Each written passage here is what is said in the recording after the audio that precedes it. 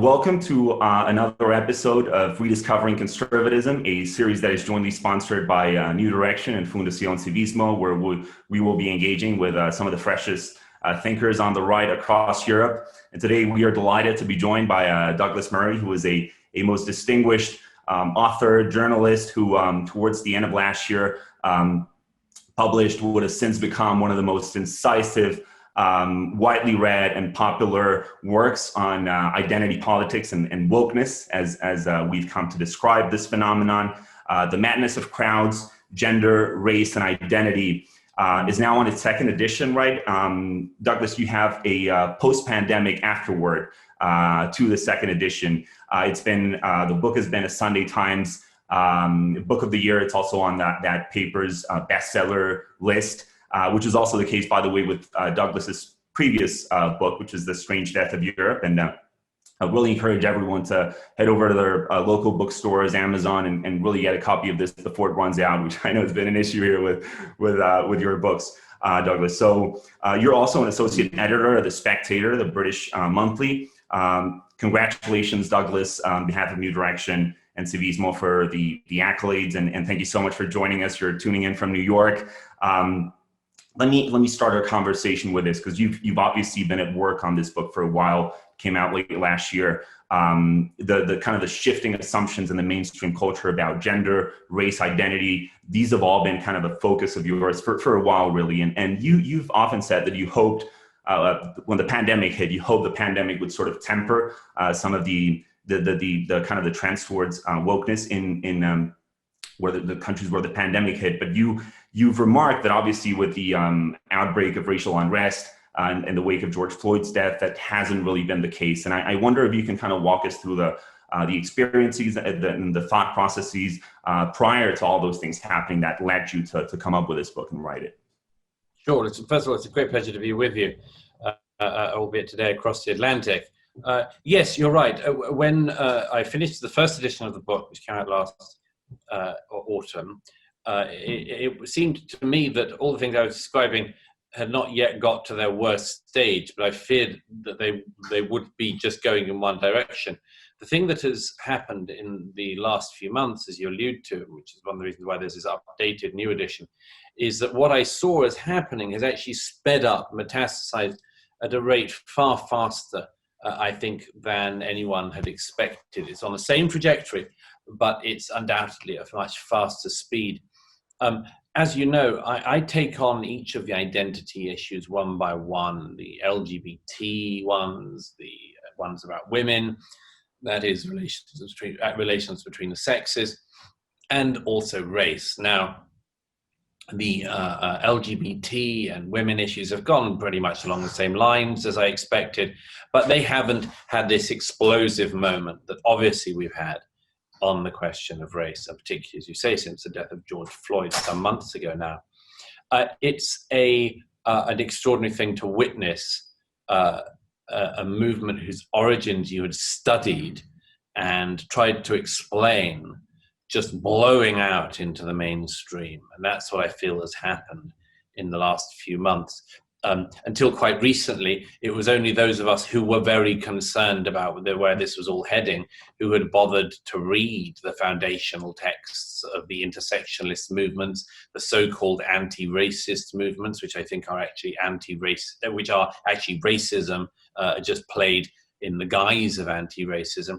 You know, it was only people like me who feared this, who had actually studied these very turgid and often almost unreadable and certainly very contradictory texts like the works of Robin DiAngelo. You know, it was only us that realized what was coming towards the rest of our societies. And now, it's hit, and we see in major democracies, mainstream politicians just buckle.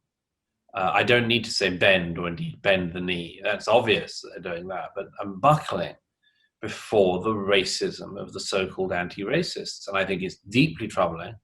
I think it shows that not enough people, particularly not enough conservatives, have been looking at and thinking about this movement before. And it's something that it's late now, but I hope people can wake up and learn about this stuff now, because you have to know what the contentions are in order to basically defuse this bomb that the identitarians have put in our societies. Yeah, and that really gets into a fascinating dynamic. I wonder if you could delve a little deeper. There's obviously, if you don't come from the right, and if you're not, a reader of the kind of the outlets where you yourself publish, it would seem as though the only time that a society as a whole and the mainstream culture gets to question identity politics is as a result of their own excesses, right? When it really kind of gets out of hand, right? It really the just nonsensical kind of instances where, a lot of which you discuss in the book, whether that be, transgender athletes competing in competitions where they don't belong, or even just a lot of the issues on the race front that I really want to get into with you. But these are kind of, again, these are excesses of wokeness, and there rarely ever seemed an effort in the mainstream to kind of re-examine the premises of what it is to be, woke. And that's one of the things that your book really, really does. And I kind of wonder if you can, what's your own assessment of the reception of this book? Obviously, it's just really great that a deep analysis such as yours is now breaking into the mainstream. It's being positively reviewed. That the sort of the deep analysis of how wokeness has infiltrated our culture is now, with books like this, in the conversation. Do you think that that we can actually kind of like shift the undecideds? Do you think that books like this can make a difference? I hope so, obviously, and I do think so. I think that a lot of people in our societies in the West basically feel rather baffled as well as battered by what has come towards them in recent times. They don't quite know the extent and the depth of the case being made against our societies. And I'm not exaggerating that. I mean, people who think that societies like ours are patriarchal, unforgivably patriarchal, who think they are unforgivably unfair and unequal, who believe that they are intrinsically racist and systemically homophobic and much more. This can't be answered simply by brushing it away, as so many conservatives in particular would like to do. And it cannot, I would submit, be answered simply by addressing it on the shallowest level. That is, if something comes in at you at a very deep level, as well as all the shallow ones that also come along, you can't just address it at that shallow response. You can't just, I mean, it's worth laughing at a lot of it. You can't just laugh at it. It's worth pointing out the contradictions, but you can't just point out the contradictions. You've also got to address the depths to which it speaks. Now, it's my view that these identity questions have come to the fore for very specific reasons.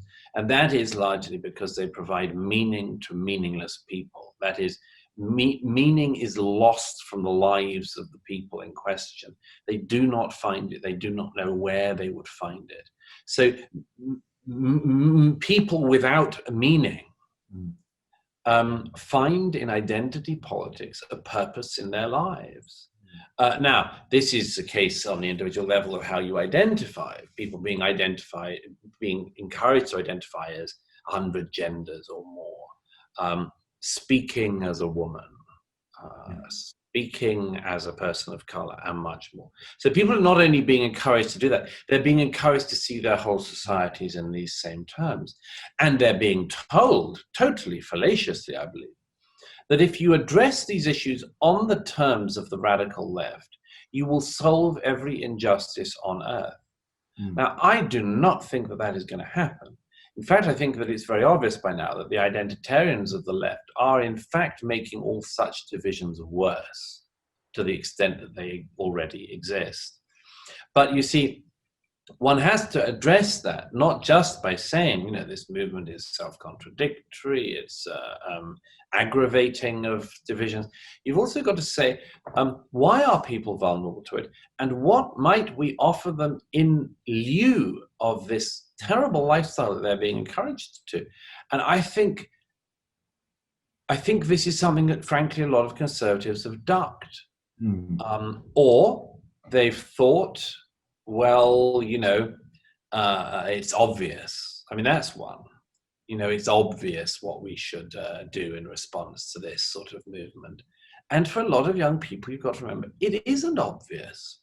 It isn't obvious that the world isn't organized in the way that they have been told it is organized. It isn't obvious to them that they don't live in the most heteronormative, cis-patriarchal, racist society.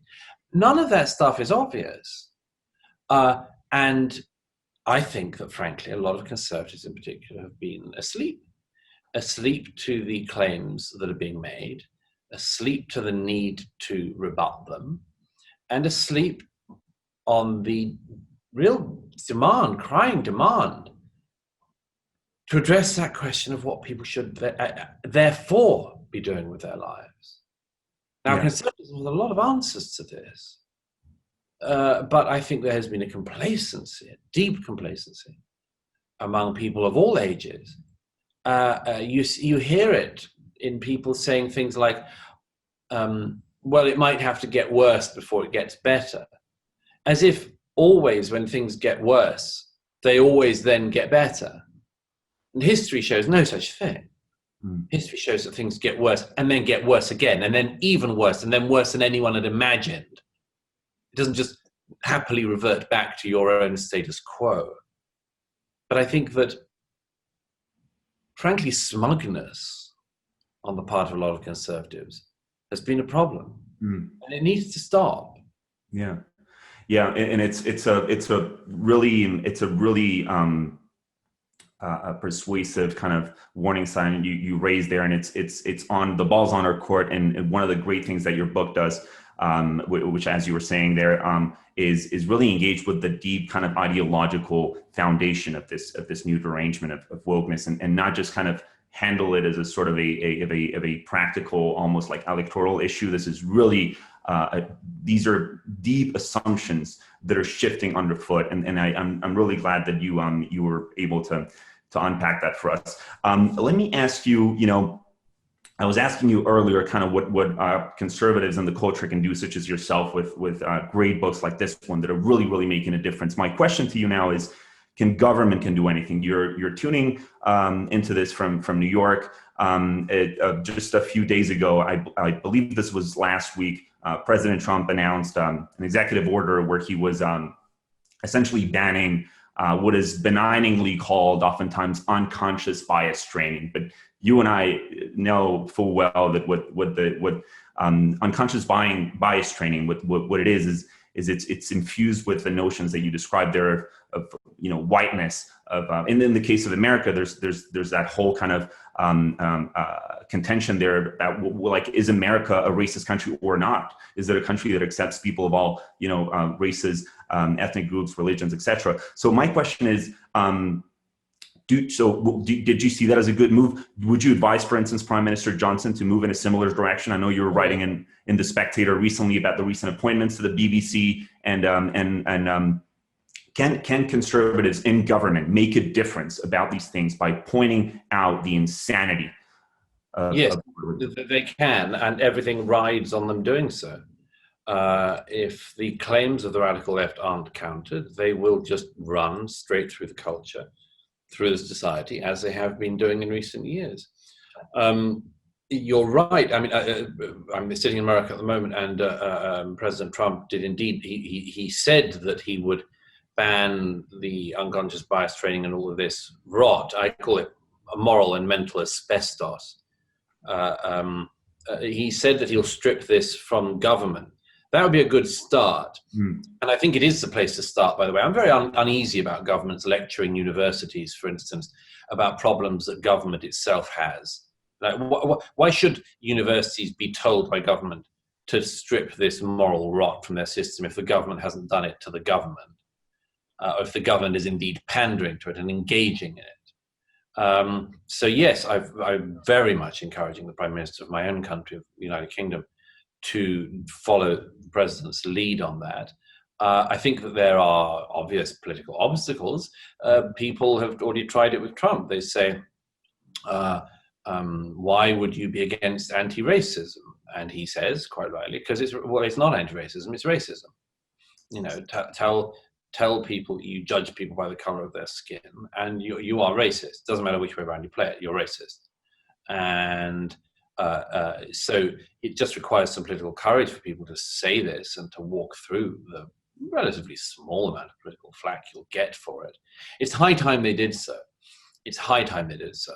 And if, in the case of Britain, it doesn't stop, we already can see where it leads. Just this morning, I watched a pathetic BBC interview from yesterday with a Conservative MP called Steve Baker, a sort of Tory wet, who the sort of person Mrs. Thatcher would loathe, who, you know, starts talking on the BBC about unconscious bias and about what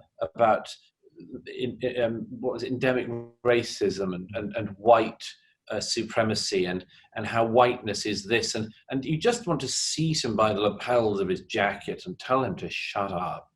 I mean, he doesn't know what he's doing. He doesn't know what he's bowing towards, this man.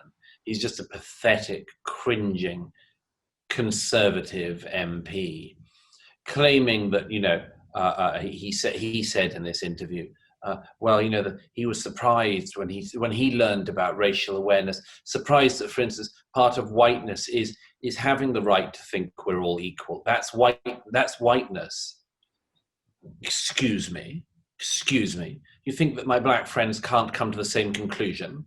You think they don't? How dare you come out with this? How dare you come along with this incredibly binary, to use one of their terms against them, understanding of society, and try to pretend that all white people think a certain way and that therefore all black people think a different way? How dare you try to erode our common humanity in your cheaply learned half-hour seminar absorption of a crooked lie? Yeah, absolutely. That's conservative. I repeat, yeah. That's conservative. Yeah. And obviously this webcast is going to be released in a few weeks, but I would really encourage people to go back to, I know you were retweeting this interview recently and yesterday. So it's really high time for us to even police our own side, and people who don't seem to know what time it is and who aren't really kind of facing up to the huge, massive risk of this. So it's really courageous when you have to kind of face people within your own side and just compel them to get on with what you're arguing. My question would be just we're nearing the end of kind of the time we have.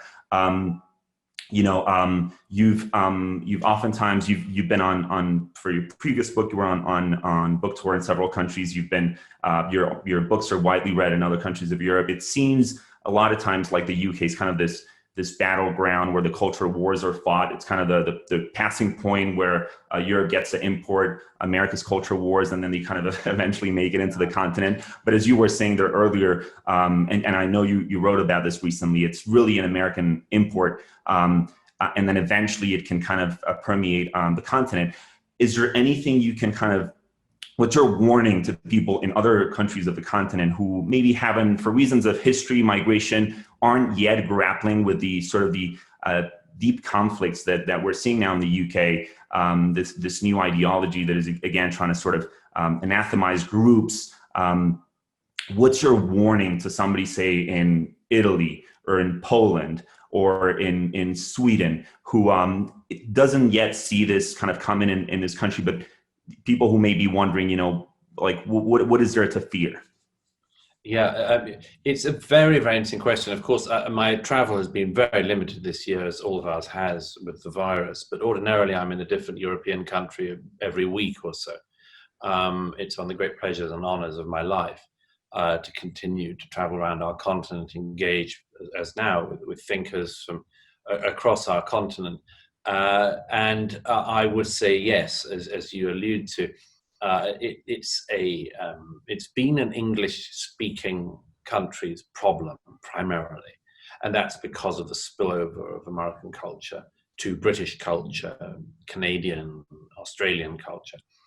There are certain other reasons we could get into, but I think it starts there. It starts as a spillage from what passes for American academia in the late 20th and early 21st centuries.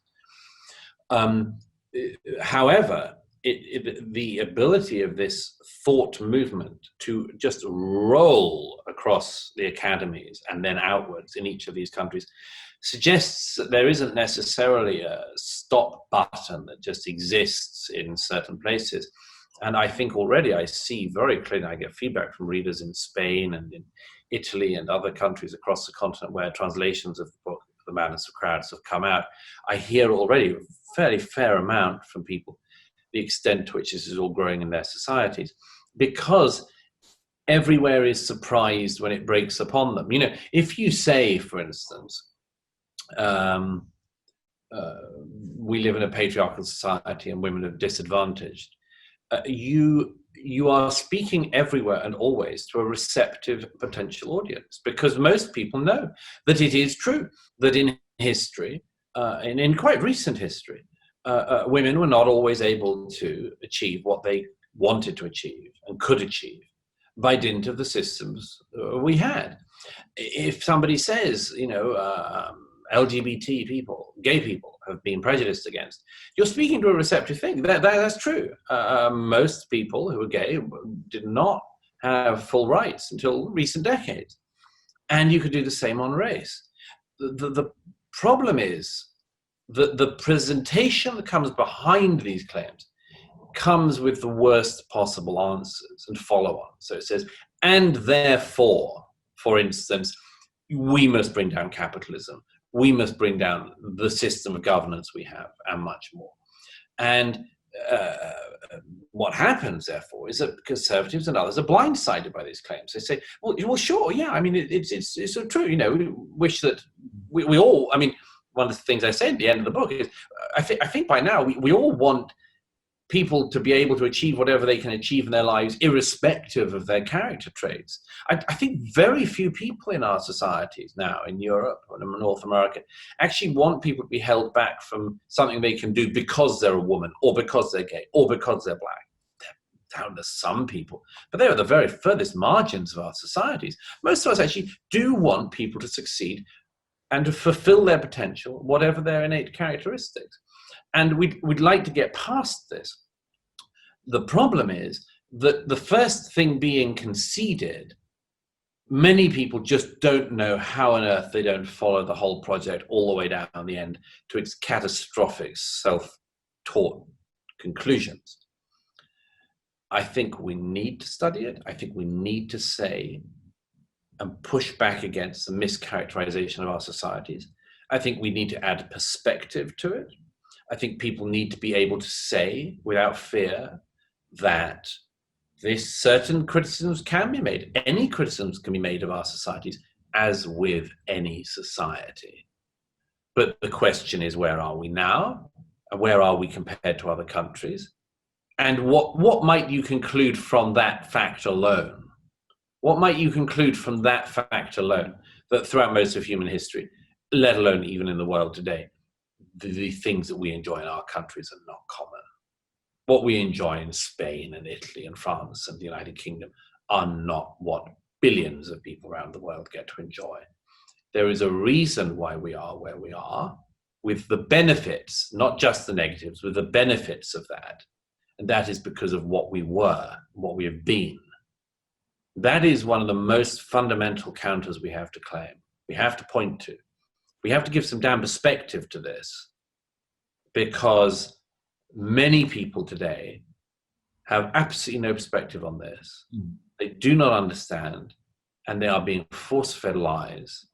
And it's high time, as I say, that conservatives and others, what I call the grown-ups in the room, the grown-ups, actually put their foot down on some of this stuff and say what is true. When you hear it is totally intolerable for the least educated people in our societies to tell everyone else to educate themselves. It is intolerable to be in a situation where the young pretend that they know more than the old, and that's almost completely agreed upon because the old are guilty of all of the vices that the age has decided exist. This needs countering. It's going to take a lot of work. People need to know, in the countries lucky enough to have missed this so far, what's coming to them. They need to get their moves in place. They need to wise up on their opponents. And obviously, I'd say that one very good way to do so is to read The Madness of Crowds.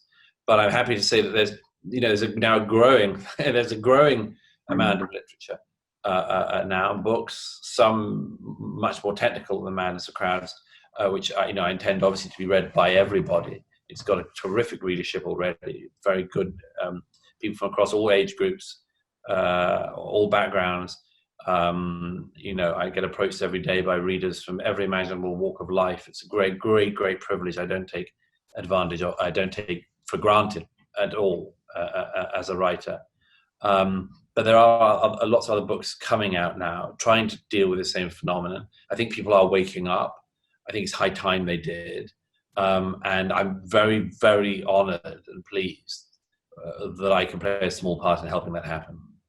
Well, that's a wonderful note to end on, Douglas, and it's one that I think people watching this webcast, whether or not they've read The Madness of Crowds, are going to take as really a warning sign. I mean, the risks of embracing this ideology are real. We see them everywhere. It has been embraced, and I really appreciate you kind of laying all of the risks there in just a very blunt manner, because it has to be done. And certainly as conservatives, we can't afford the privilege of just looking away when all of these deep assumptions are being just radically revisited. So just want to thank you once more, Douglas, for your time and for tuning in from New York. And you're obviously, you have a lot of other commitments and New Direction and Fundación Civismo. Thank you for your time, and we thank our audience.